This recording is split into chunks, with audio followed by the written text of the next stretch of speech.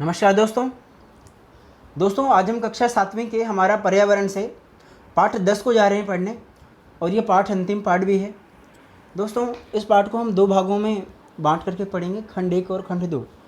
तो चलिए दोस्तों शुरू करते हैं। आज हम जा रहे हैं कक्षा 10वीं के पाठ का नाम क्या है, रेगिस्तान में जीवन। चलिए दोस्तों शुरू करते हैं। दोस्तों उम्मीद रखता हूँ कि आपको रेगिस्तान या मरुस्थल से आप परिचय होंगे इस शब्द से। दोस्तों मरुस्थल जो होते हैं दो प्रकार के होते हैं, मैं आपको बता दूं। एक जो मरुस्थल है वो ठंडा मरुस्थल होता है, दूसरा होता है गर्म मरुस्थल। इसके अलावा इसकी कुछ और भी कैटेगरीज हैं। एक होता है रॉकी डेजर्ट, दूसरा होता है सैंडी डेजर्ट। क्या? रॉकी डेजर्ट और सैंडी डेजर्ट। रॉकी डेजर्ट का मतलब ये होता है जिस रेगिस्तान में, मरुस्थल में चट्टानों की प्रधानता होती, पर्वतों की प्रधानता होती। चट्टान तो खैर हर चीज़ है।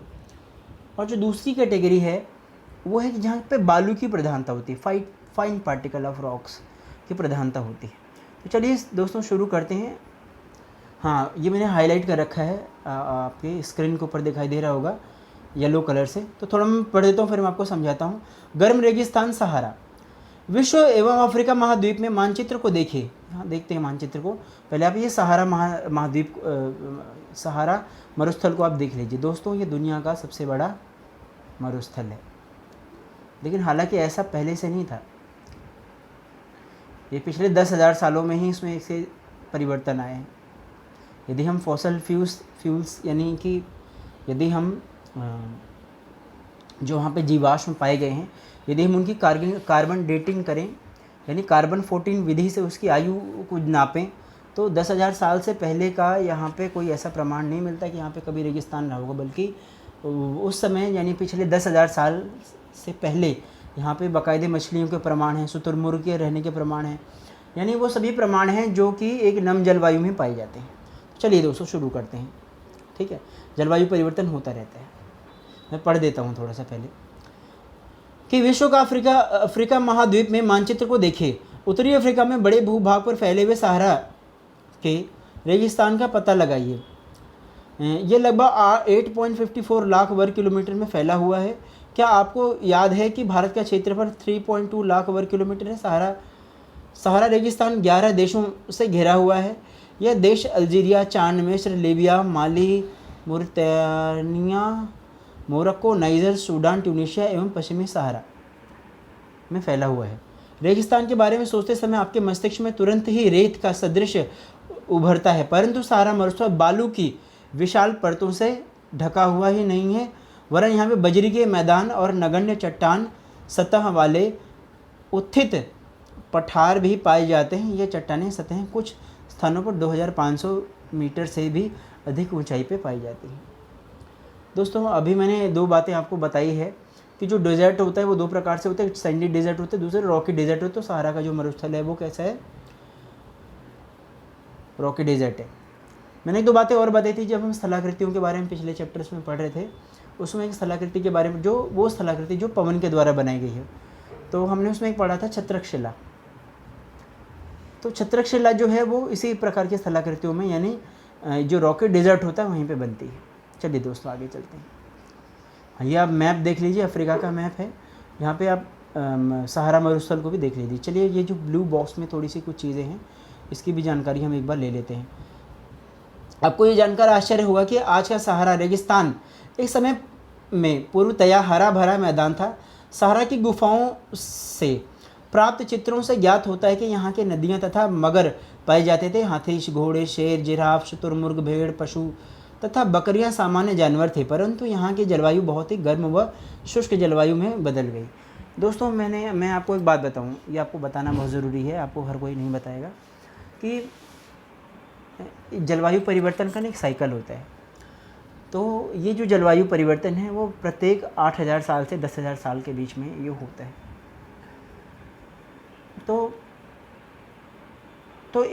जो जलवायु परिवर्तन है, कभी एक बार शुष्क युग, मतलब एक बार कोल्ड एज आएगा, फिर वार्म एज, फिर कोल्ड एज, फिर वार्म एज, फिर कोल्ड एज, फिर वार्म एज, और ऐसा आता रहता है। भारत में भी जलवायु परिवर्तन के ढेर सारे प्रमाण हैं, क्योंकि ये जो थार का मरुस्थल है भारत का, वहाँ पे भी कभी हरी भरी वनस्पति हुआ करती थी। और ये जलवायु परिवर्तन समय अलग अलग समय पे हुए हैं। इंग्लैंड में भी जलवायु परिवर्तन हुआ है, अफ्रीका में भी जलवायु परिवर्तन हुआ है, भारत में भी जलवायु परिवर्तन हुआ है, अमेरिका में भी जलवायु परिवर्तन हुआ है। कभी 25,000 साल पहले हुए, कभी 10,000 साल पहले हुए हैं। इसके बारे में आपको जो डिटेल अगर आपको कभी जानकारी लेनी होगी तो आप 11th क्लास की NCERT की किताब जो है वर्ल्ड हिस्ट्री है, एक बार उसको आप पढ़ना, उसका जो पहला चैप्टर है। और इस जलवायु परिवर्तन है मानव के स्वभाव में और मानव के जीवन में भी बहुत बड़ा परिवर्तन किया है।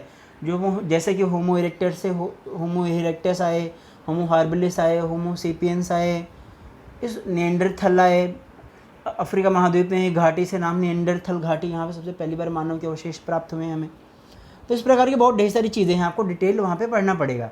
मुझे बस ये इतनी ढेर सारी चीज़ें बताने का जो उद्देश्य था वो ये था कि समय समय पर जलवायु परिवर्तन होता है और ये जलवायु परिवर्तन 8,000 साल से 10,000 साल के बीच में होता है और ये एक साइकिल होता है जो हमेशा चलता रहता है।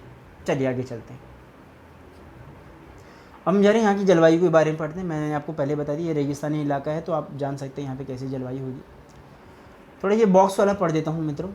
सहारा के साथ ये जो ब्लू बॉक्स में है, क्या आप जानते हैं सहारा के अल अजीरिया क्षेत्र में जो त्रिपोली लीबिया के दक्षिणी भाग में स्थित है, यहाँ का सबसे अधिक तापमान 1922 में 57.7 सेल्सियस दर्ज किया गया है। बाप रे बाप, कितना ज़्यादा।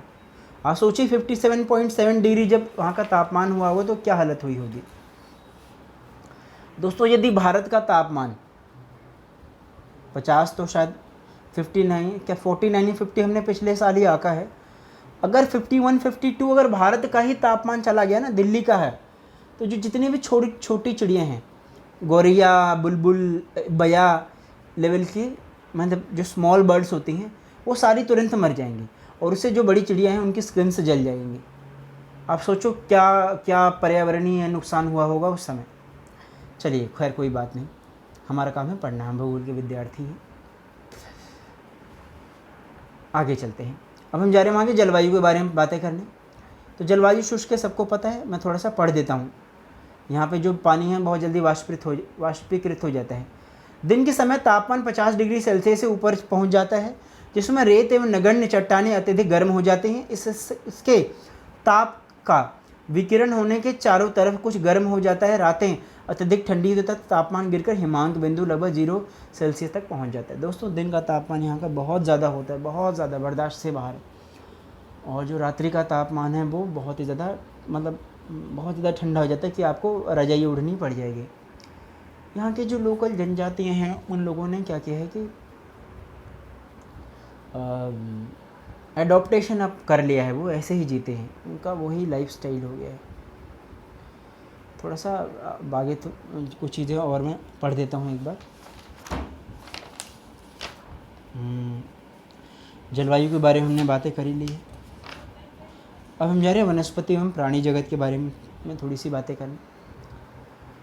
अच्छा, यहाँ पे क्या क्या जीव जंतु पाए जाते हैं वनस्पति एवं प्राणी जगत। हाँ, ये आपकी स्क्रीन पे दिखाई दे रहा होगा। जरा मैं थोड़ा पढ़ देता हूँ दोस्तों, फिर मैं समझाता हूँ कि हाँ, सहारा रेगिस्तान के वनस्पतियों में कैक्टस, खजूर पेड़ एवं एकेशिया पाए जाते हैं। यहाँ के कुछ स्थानों पर मरुद्यान, खजूर के पेड़ से घिरे हरित द्वीप भी पाए जाते हैं। दोस्तों क्या होता है कि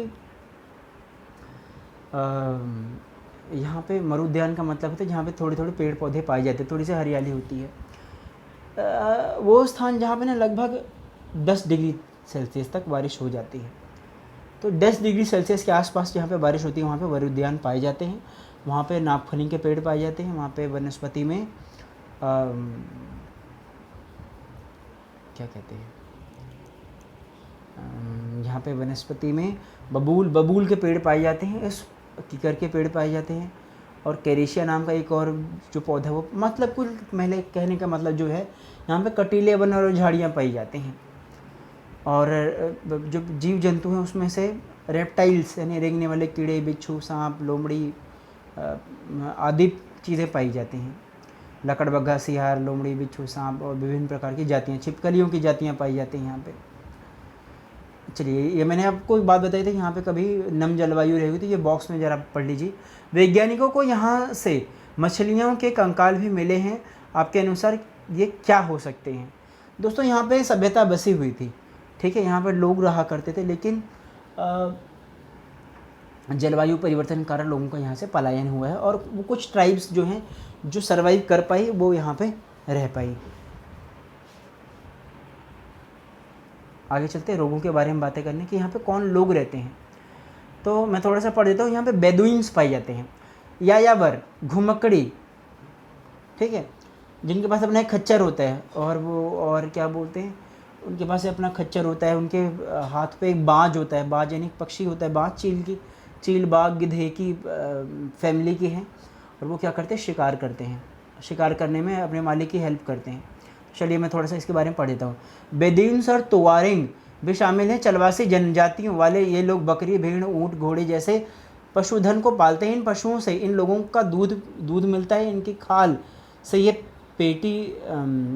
पेटी पीने की बोतल बनाते हैं और बनाने के लिए चमड़ा प्राप्त करते, तथा पशुओं को बालों का उपयोग चाटाई, कालीन, कपड़े एवं कंबल बनाने के लिए होता है। धूल भरी आंधियाँ, इस गर्म वायु से बचने के लिए लोग भारी वस्त्र पहनते हैं। बिल्कुल दोस्तों, जो लोग हैं वो भारी बहुत बड़ा बड़ा कुर्ता पैजामा पहनते हैं, और सर के ऊपर एक पगड़ी नहीं, वो लटकी हुई कोई चीज़ स्कार्फ टाइप में पहनते हैं। महिलाएं जो होती हैं वो भी बुर्का टाइप में कुछ पहनती हैं, बुरखा बोलते हैं जिसको।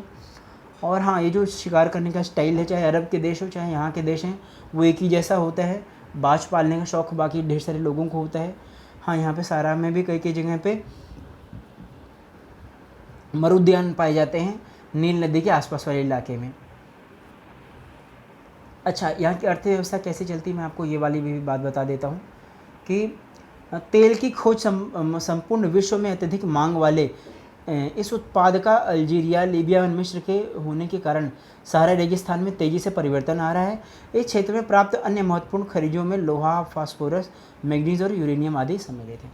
दोस्तों बिल्कुल, यहाँ पे बहुत सारे खनिज संसाधन पाए जाते हैं। जो सबसे जो बड़ी चीज़ है वो तेल की संपदा है। तेल की संपदा है यहाँ के लोगों की रीढ़ की हड्डी है, यहाँ के नवाबों की रीढ़ की हड्डी है, और उनका जो जीवन है इसी के ऊपर व्यतीत होता है। दोस्तों, ये खंड यहीं पे पूरा होता है।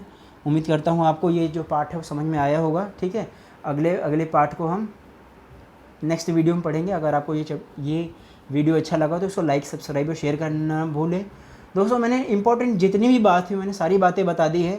ये हाईलाइट की हुई सारी चीज़ें जो चीज़ें हैं आप इसको बार बार पढ़ लेना। तब तक के लिए आप सभी को बाय बाय।